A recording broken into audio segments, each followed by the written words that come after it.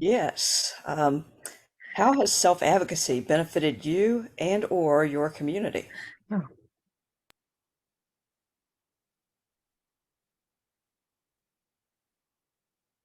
Oh, come back to me. I can say that I owe a lot to self-advocacy. Um, I was very fortunate to find it at a really formative point in my life. Um, in college, and I got to it enabled me to I grew up in the psychiatric system, where kids don't have a lot of agency, um, and are not often as involved in our treatment as we ought to be.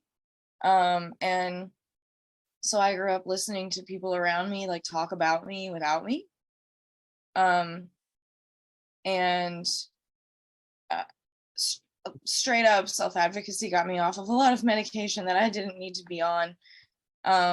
It helped, having my voice in conversations around what I was going through helped me to get the right diagnosis. It helped me get the right supports in place. um, it helped me come home to a disability community, um, and find a new lens for relating to myself, that wasn't all about changing my needs and my just everything about myself to make everyone else around me more comfortable and their day more easy. Instead, it could be about making my day easier. It could be about making sure that autistic kids get to have a better future. And that was so much more empowering and like something to get out of bed for in the morning than I had previously had. Um, and um, I would be really remiss to point out as well that if it were not for some of my earliest self-advocacy experiences and some of the spaces that was in where people heard me share my story and my perspectives and listened really deeply, and then, kind of like Amanda was talking about, used their connections to lift my voice up. And now, because of that, I get to do a really cool job, and I get to do important work that research sets foundations for policy, and can help lots of other disabled people avoid going to the hospital or having the cops called on them like I did. And that's given me a lot. Yeah. I mean, to see her, I think I understand the question better than I did before. If I could take a minute to answer it, is that okay? I mean, to see her in my own life, learning about self-advocacy and being in that room when I was a young person at like 21, 22, and learning from other disabled activists around the world, around the US. That was very that was the first time I felt safe and heard and understood. And then I understood that this medicalization of the body wasn't my fault. This was ableism. And then it allowed me to let go of my depression and suicidation that I had as a young person and as a teenager. And that's why I do the work I do now, because I wish I had it when I was younger. And that's the real reason I do this work, is because I want to get back to all the generations, help people so they don't have to go through the same pain and isolation that I went through. Amanda, she, her, complete. I think I owe everything to self-advocacy, really. It taught me everything about myself and connected me to people who understand me. And I can see the results of all the work that we do. You know, we can tangibly see Autism Speaks budget decline the more and more we get their sponsors to break away from them. We used to just frequently have media come out with really, really insulting representations of autistic people. We would all get up in a frenzy about it. And years later, I think I was actually able to stop a movie from being made because of how ableist it was going to be. We're really like seeing our community able to make change in the world, but we have a lot further we need to go than that. But most importantly, as a self-advocate, I've been able to help other people like me figure out who they are. And there's nothing more rewarding than being able to help an autistic person accept and learn about autism, or to help plural system understand themselves and how to live the way we do, and or to help a trans person to start their transition and accept themselves. And it's all the personal side of this work is inseparable from the collective side of it, if you ask me. Great. That is a lot of benefits there. Let's look at the other side of that coin. What, if anything, has self-advocacy cost you?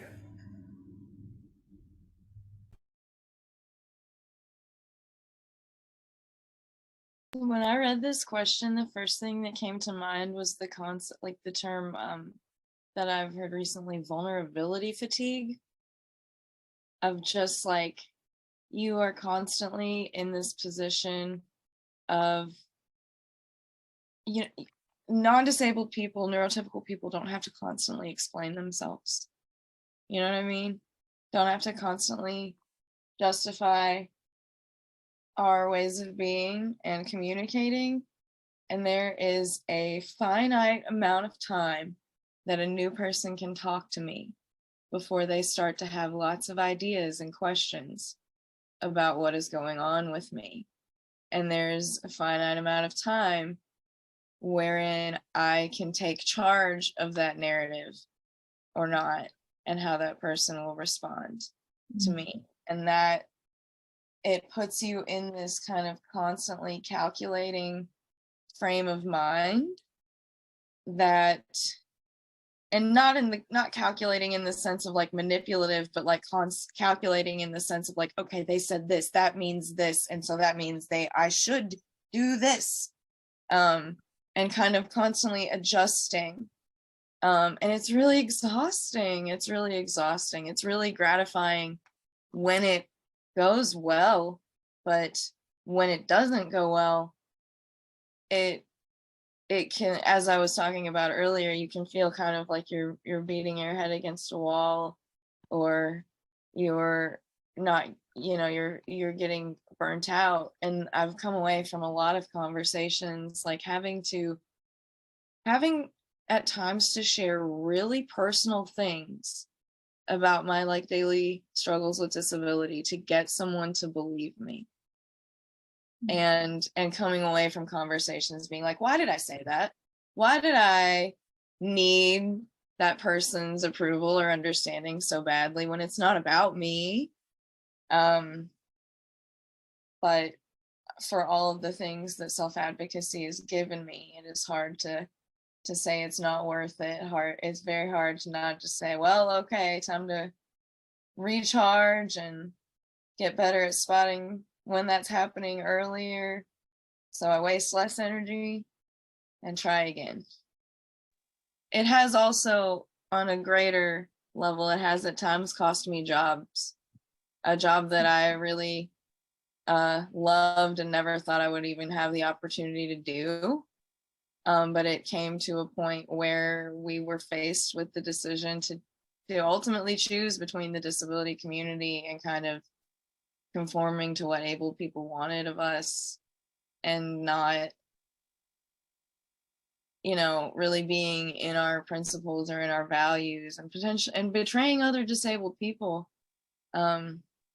And I think that, like, that's one thing that kind of gets glossed over with advocacy, activism, organizing, all of it. Like, if you're trying to do something that matters, you're going to be challenged. You're never going to be done learning, ever. And you're going to have to make really, really hard choices. Because ultimately, if what we're doing doesn't get more people free, doesn't get more people empowered, it's doing harm, or at least wasting time. And so yeah, that was a harder thing cost to bear.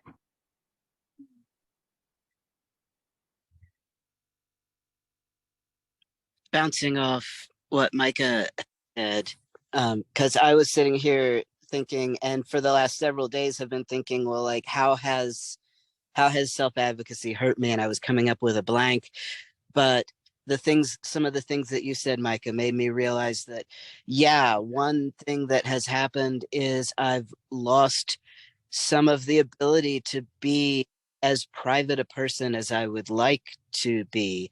The work that I do, for like it or not, has made me something of a public figure. And I feel weird talking about that because I'm not famous, but also in some circles, I'm kind of famous and I don't like it.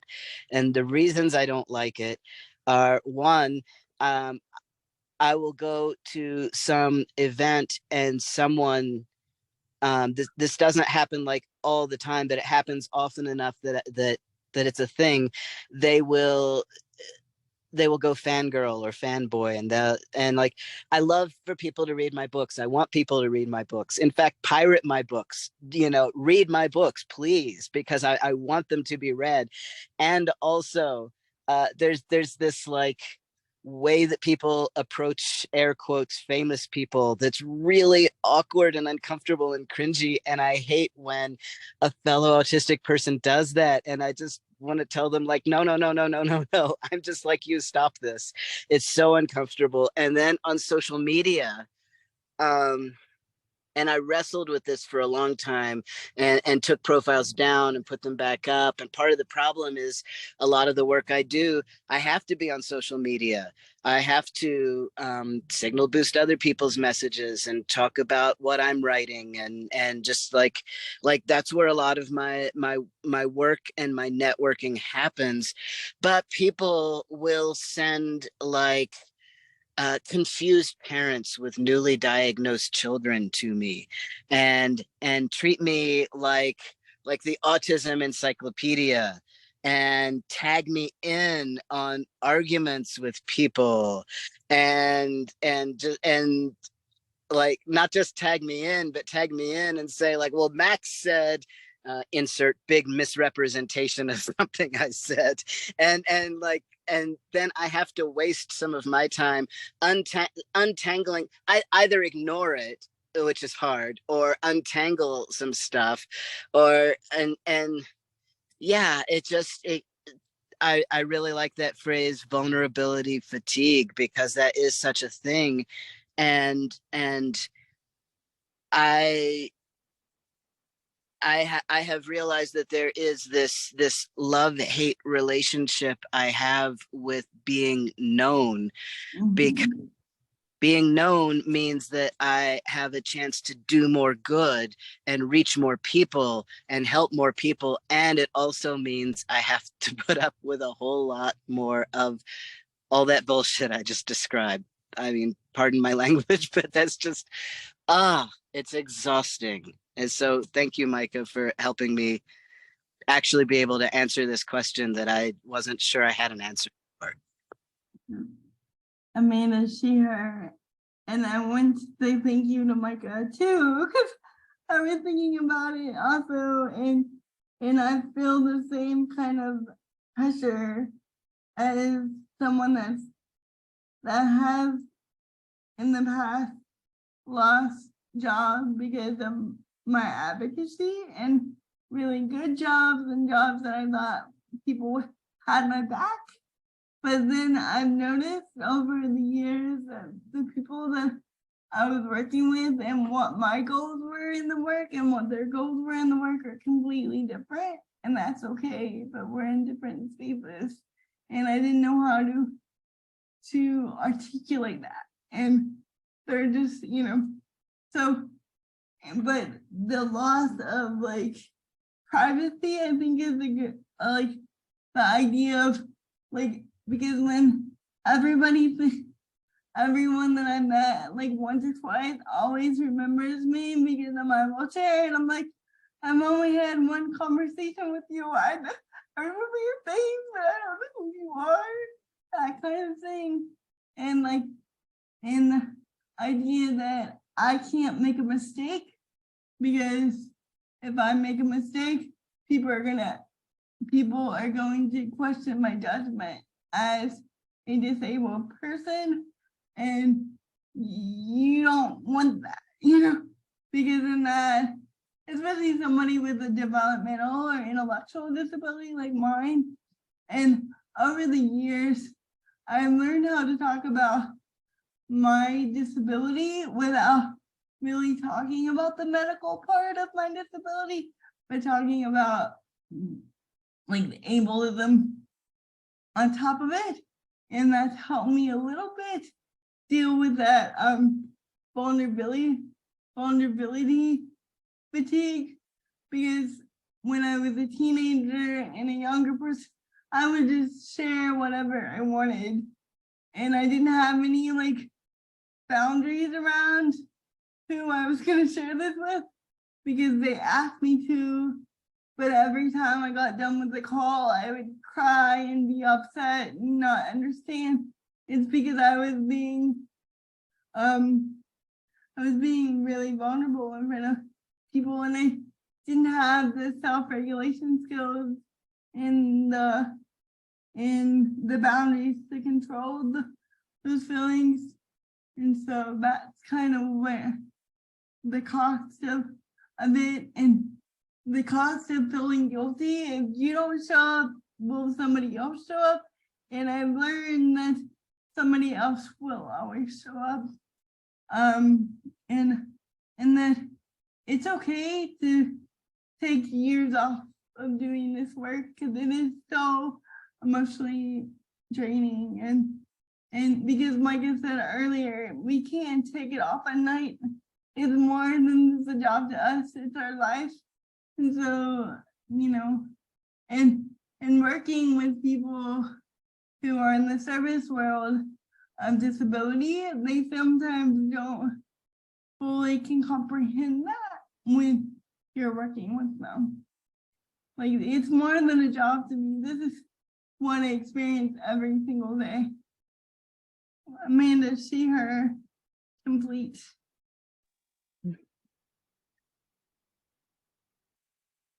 That's all very relatable from all of you. Because there's such a terrible fatigue and burnout that inevitably hits us all. I think another thing that personally to me that happens is that a lot of people don't like me. A lot of the neurotypical people that we have to work with, I really think that they don't like me at all.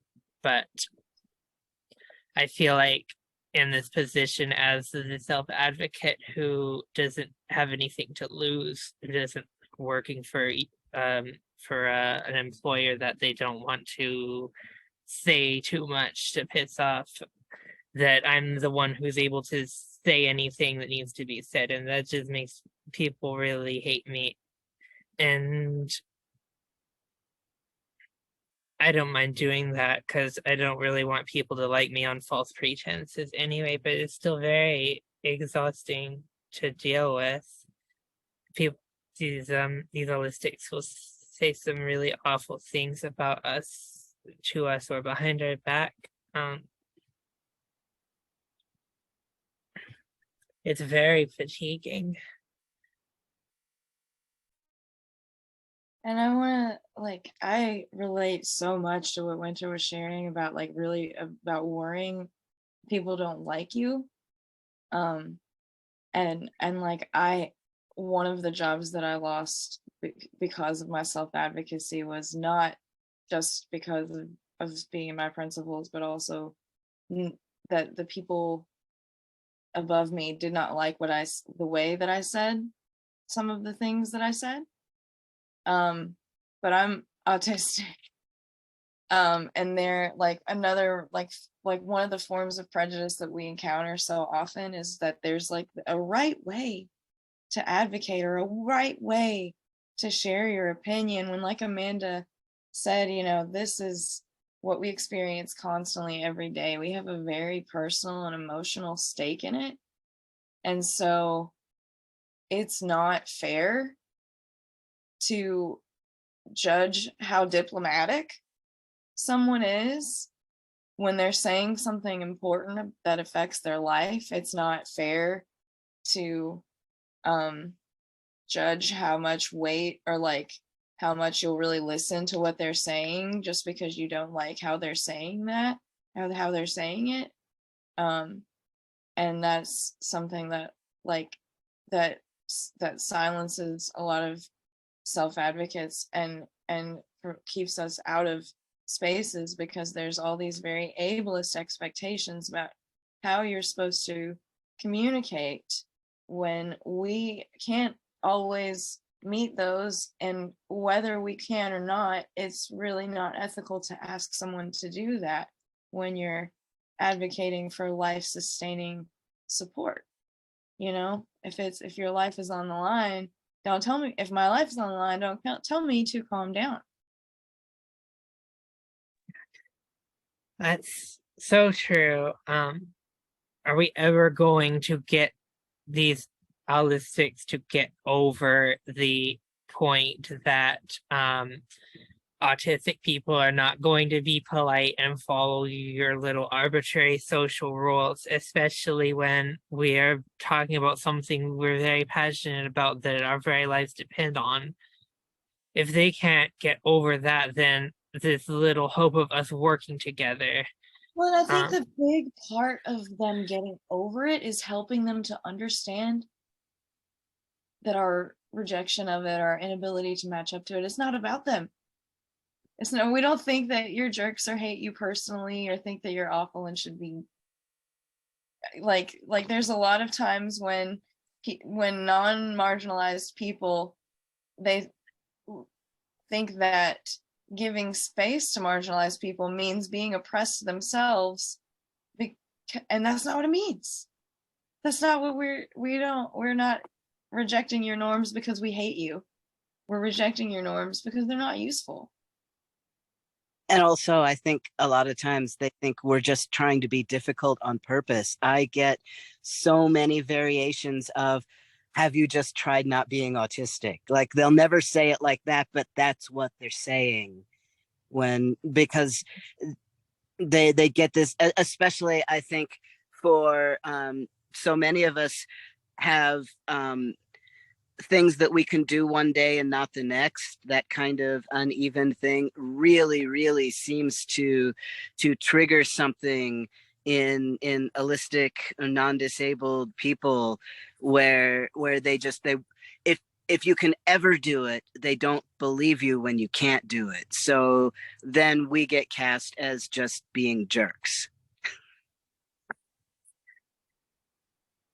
It's Wow. like they nominally want to work with us and be accepting and including of us, but in reality they are completely unwilling to accept the bare minimum that we are different from them and are not going to communicate and behave the way they do.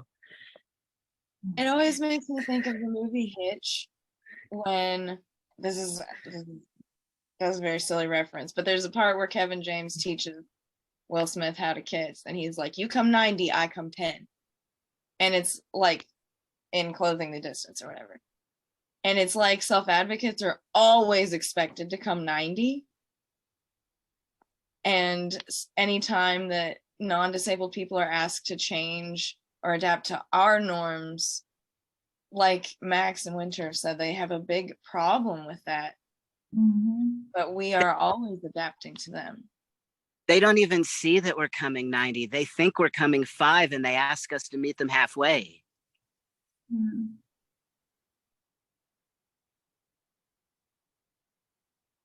Thank you for that really deep and wonderful conversation there. And I'm so glad when this becomes a conversation rather than more of an interview. And with that, I would like to suspend the last 2 questions so that any one of our guests might enter the conversation. If you have a question that you'd like to ask, please put it in the chat box, or you can raise your hand. Walt, can we see people's hands? Yes, we can. All right, and Walt will call on you.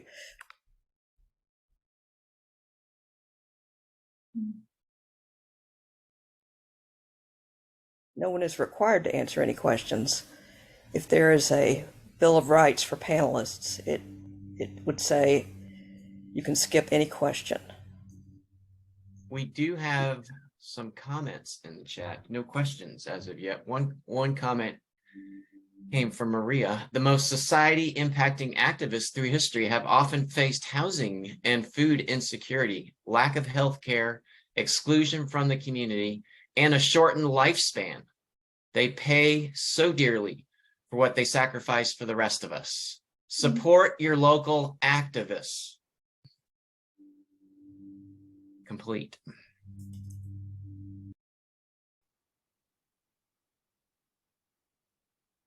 Well, if nobody wants to talk, well, maybe somebody does.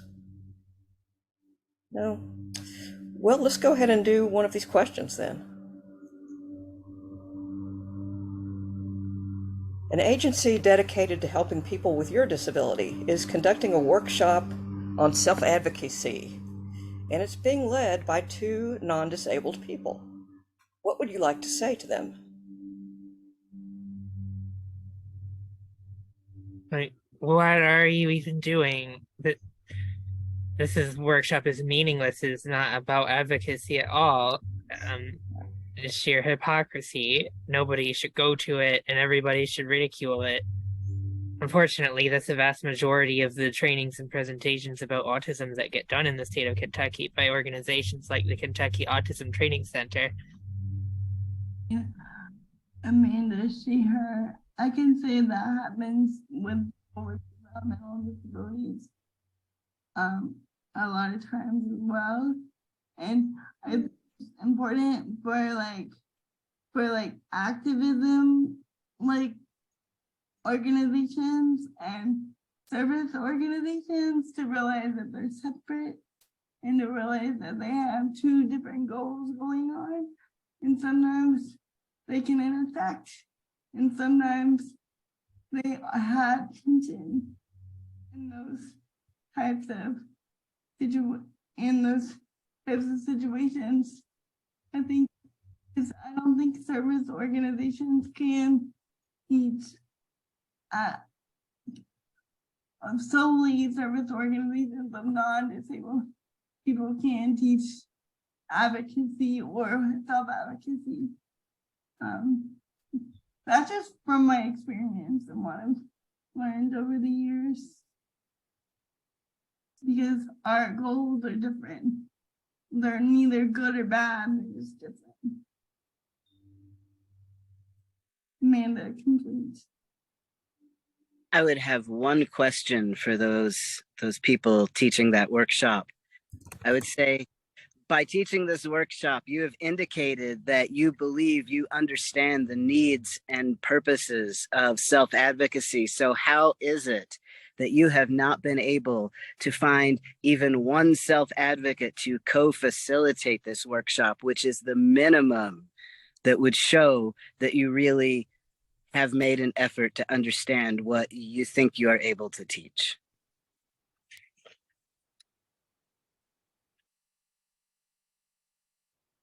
Thank you.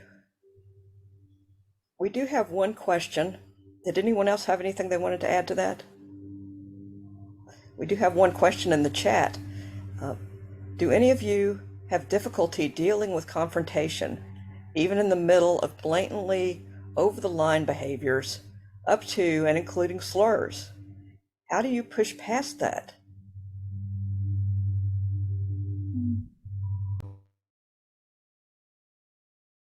Amanda, she, her. I definitely have trouble with confrontation. I think it goes back to my wanting to people please, and that goes back to ableism because I still need people to help me, so I don't like to upset folks. But you gotta know you're doing it for just yourself, yeah, yourself and others. I think that helps me push forward with it. So Amanda, complete. I don't like confrontation at all, actually, but often feels like everybody else doesn't like it more, and I'm the one who has to do it. Yeah.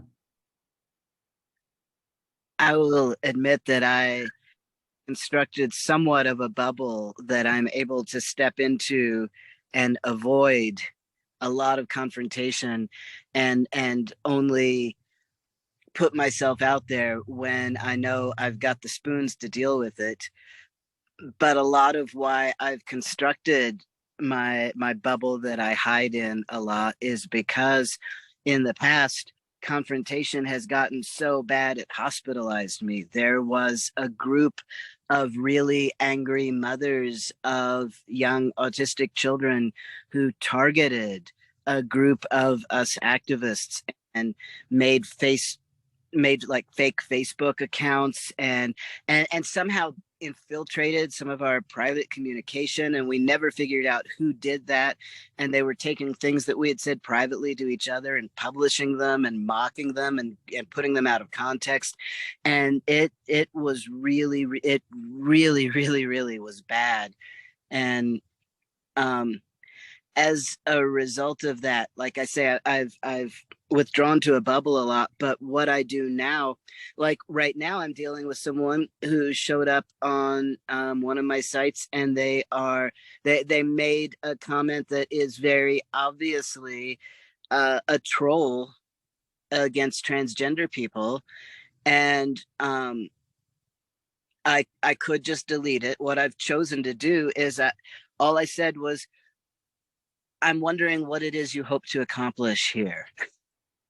And I'm waiting to see if they respond or not. If they don't respond, then what I have done is shown that when someone comes at me with conflict, I can meet them with calm dignity. And if they do respond, I intend to continue having this calm conversation about why is it that you feel that it would be a valuable action for you to go into a space for transgender people, transgender autistic people, and say something like, they didn't cross a line into something triggering and slurring enough that I would just delete it to protect people.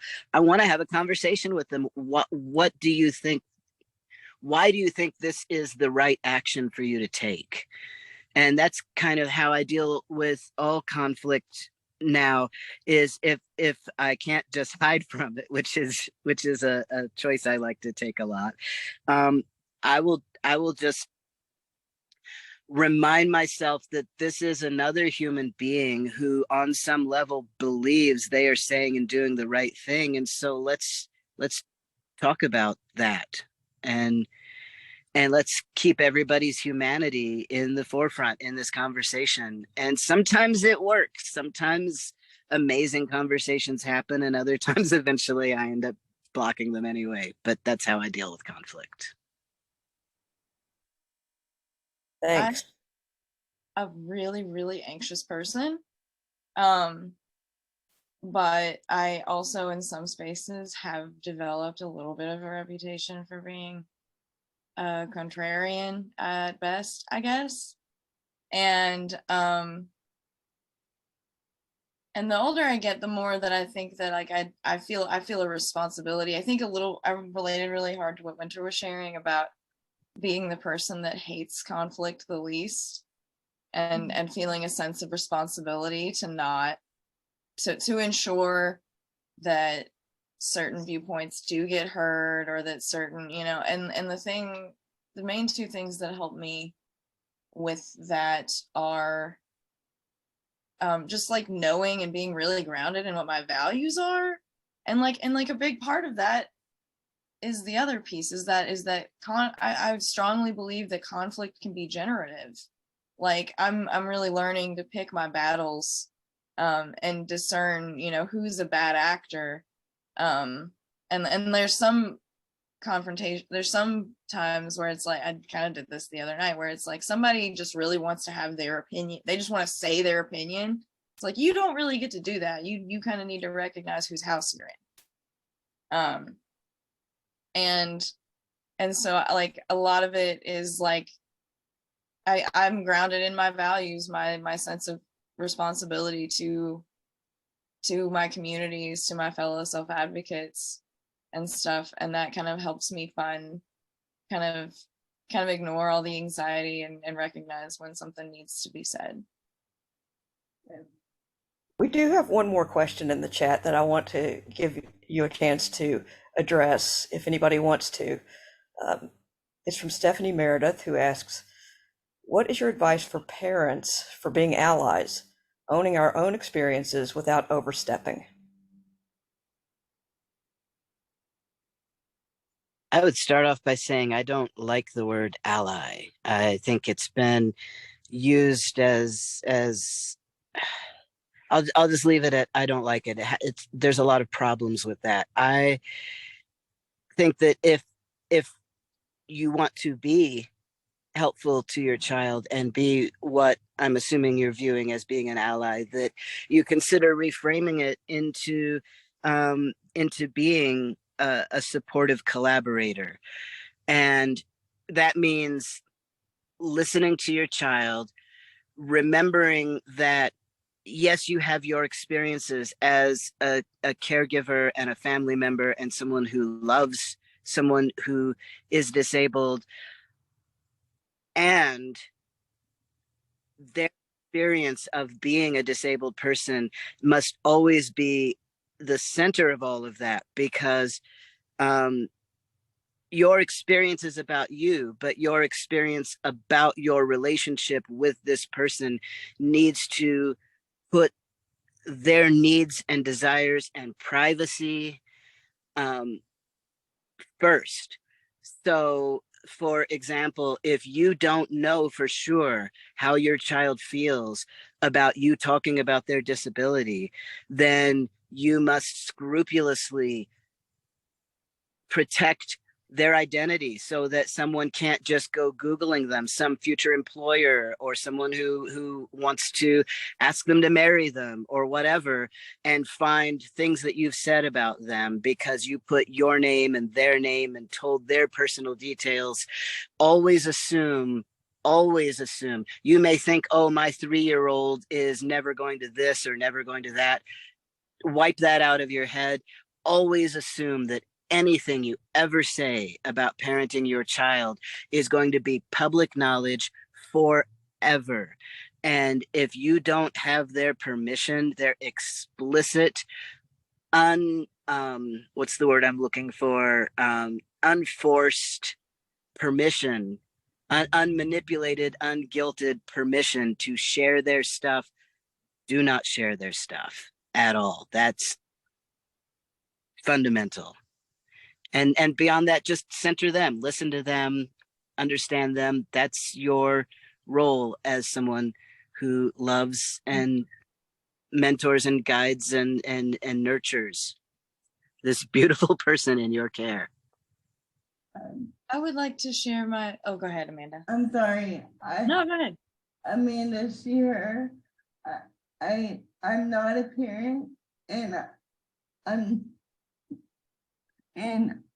but I think I think it's important for the parent of a disabled child or just any child to still have their own life and to be separate from that child. Because I've seen a lot of parents that like give their whole life to the children, but you're not helping them when they get older. You know, that's not helping them become themselves and helping them make mistakes.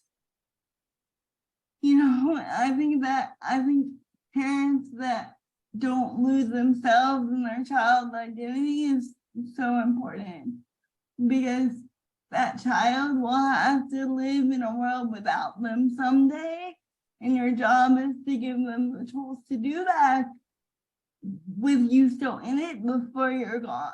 I think so. I think that's been my experience, because in the support group that I run now, I still talk to people who are in their mid-30s and 40s who still live at home with their families, and they have no idea what they're going to do when their parents are unable to take care of them or are not able to be their main caregiver.